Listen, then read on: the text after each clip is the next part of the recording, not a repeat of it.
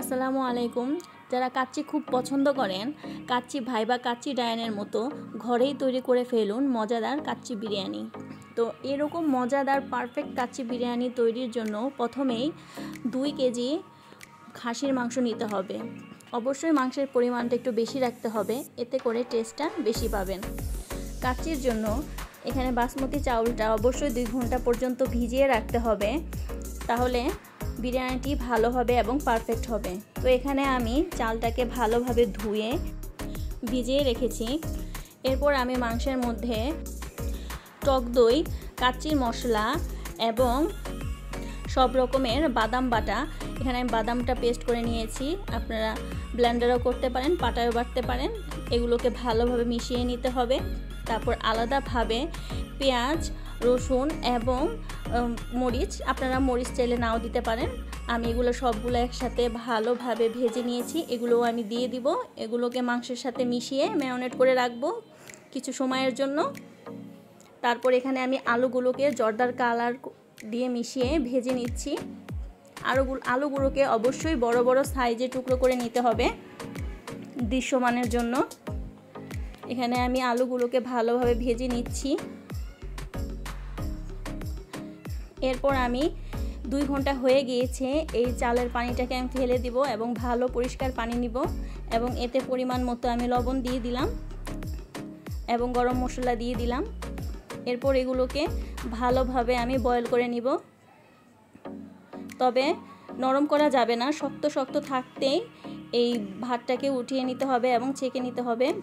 আমার এটা বয়েল করা হয়ে গিয়েছে। ভাতটা কত সুন্দর ঝরঝরা হয়েছে, পুরোপুরি সেদ্ধ হয়নি, কিছুটা শক্ত শক্ত আছে। এখন আমি পানিটা ঝরিয়ে নিয়েছি,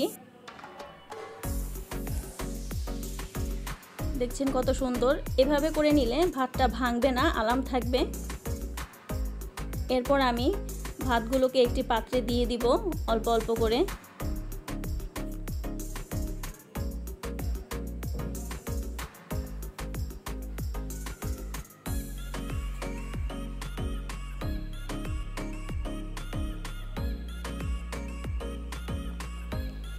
এরপর আমি মাংসগুলো দিয়ে দিব উপর দিয়ে। মাংসগুলোকে আমি কষিয়ে নিয়েছি, আপনারা চাইলে ম্যারিনেট করা মাংসও দিতে পারেন আর চাইলে কষিয়েও নিতে পারেন। আমি এখানে ভালোভাবে কষিয়ে নিয়েছি, এতে ফ্লেভারটা খুব ভালো আসে। এরপর আমি আলুগুলো দিয়ে দিলাম। এরপর উপরে আবার ভাত দিয়ে দিলাম। এখানে আমি হলুদটাকে সামান্য পানি দিয়ে কালার করে নিয়েছি, উপরে দিয়ে দিলাম সুন্দর একটা কালার আসার জন্য। এরপর আমি ঢেকে দিব এবং চুলার আঁচটাকে একদম লোয়ে দিয়ে দিব যতক্ষণ পর্যন্ত না হয়। এখানে আমি অনেক সময় ধরে রেখেছি, প্রায় 1 ঘন্টার মতো। আপনারা যদি ম্যারিনেট করে রাখেন মাংসটাকে, তাহলে 2 ঘন্টার মতো আপনাদের রাখতে হবে। আর যেহেতু আমি কষিয়ে নিয়েছি, এর জন্য আমি 1 ঘন্টা রেখেছি। দেখতে পাচ্ছেন কত সুন্দর ঝরঝরা হয়ে গিয়েছে, মাংসগুলো একদম মোলায়েম হয়ে গিয়েছে।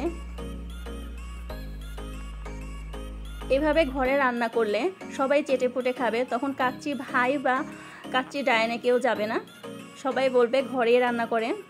তো আমার ভিডিওটি যদি ভালো লেগে থাকে তো অবশ্যই সাবস্ক্রাইব করবেন এবং লাইক ও কমেন্ট করবেন, আমাকে জানাবেন আপনাদের কাছে কেমন লেগেছে। নতুন নতুন ভিডিও পেতে অবশ্যই পাশে থাকবেন এবং কমেন্ট করে আমাকে অবশ্যই জানাবেন। আল্লাহ হাফেজ।